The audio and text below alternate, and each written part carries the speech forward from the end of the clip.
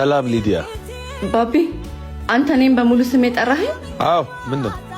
ከዚህ በፊት እኮ እንደዚህ ጠርተኸኝ አታውቅም። ሌላው ቢቀር ሊዱ ትለኝ ነበር። ያኔ ነዋ። ዛሬ እኮ ሌላ ቀን ነው። እንዴት ነው ግን ጨካኛው እንኳ ባቢ? አሁን እሱን ተይና ወደ ጉዳይ ልግባበት። ምንድነው እሱ? መጥፎ አይደለም አይደል? እሱ እንዳንቺ አቀባበል ይወሰናል። እሺ ንገረኝ፣ አስጨነቀኝ እኮ። በጣም አሰብኩበት እና እዚህ ጋር ይብቃ። ባቢ አንድ እድል ስጠኝ ብዬሃለሁ እኮ። አውቃለሁ አስከፍቻለሁ፣ ግን አንድ እድል። የይቅርታ ችግር እኮ የለብሽም። ችግሩ አንቺ አትቀየሪ።